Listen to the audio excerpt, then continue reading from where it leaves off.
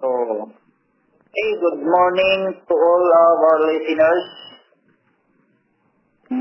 I am Brother Magellan asking for our new topic for today about the four rivers in the Garden of Eden. Can I read, Brother Francis? Yes, please read. In Genesis chapter 2,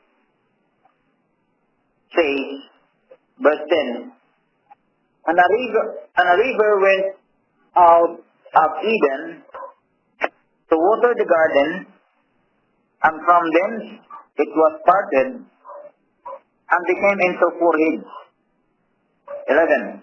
The name of the first is Pison, that is it which compasseth the whole land of Havilah, where there is gold.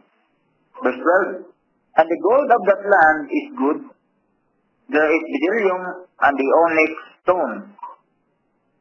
And the name of the second river is Gihon, the same it is that compasseth the whole land of Ethiopia.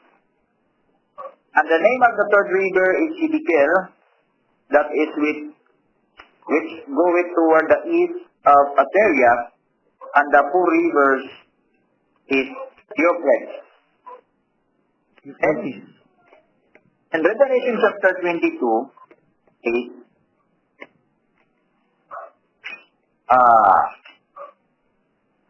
he shewed me a few rivers of water of life, clear as crystal, proceeding out of the throne of God and of the Lamb.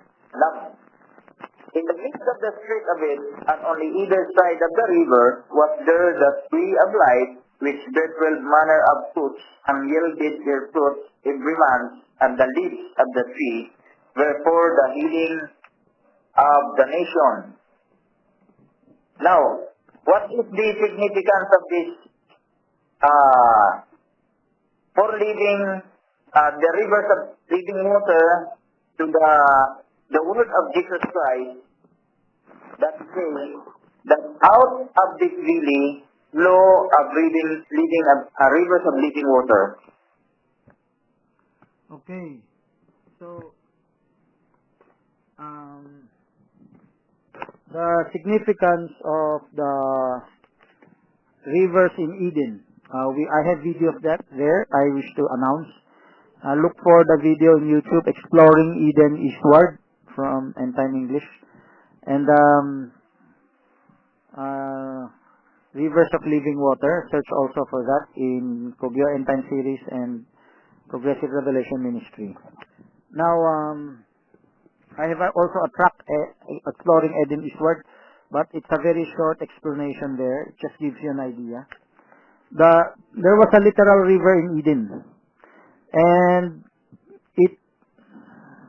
it parted into four heads after it left Eden. So there was a river in Eden from the west going to the east. So it passed by Eden.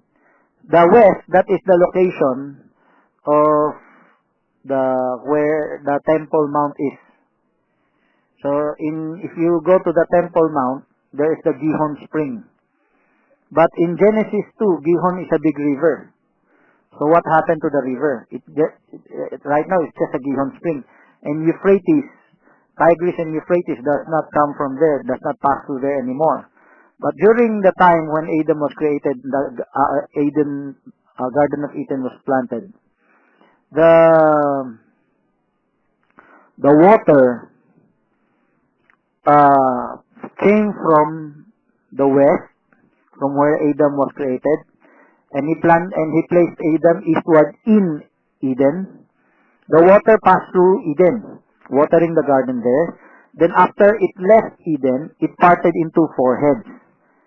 So that is where you see Ethiopia, the Saudi Arabia, there's gold, and even to Turkey and others. It parted into four heads. These four heads could represent also, typologically, the four living creatures, the four winds. I have a topic there. I have videos there. I even have broadcast there. I hope someone would compile them into one audio, video streaming. So, as an office work. So, these rivers, 4 rivers, it has its representation, the 4 Gospels, the 4 horsemen, the 4 insects in Joel, the 4 winds, and many others. It represents also the resurrection. It represents life. It represents this river represents the Holy Spirit. Now, the literal river disappeared after the flood, but it will come back. The books you could read are Zechariah chapter 14 and Ezekiel 47. This river from Eden will come back. The deserts of Arabia in the Middle East, the deserts in the Middle East, they will all be watered again by this river. And suddenly, the whole Middle East will become like the Garden of Eden again. I'm talking of in the millennium. Zechariah 14 and Ezekiel 47, there's a part, of course, Zechariah 14 is just 2 verses. But Ezekiel 47 is full chapter. How the river will flow again and many trees will come back up. That is the same thing being mentioned in Revelation chapter 22.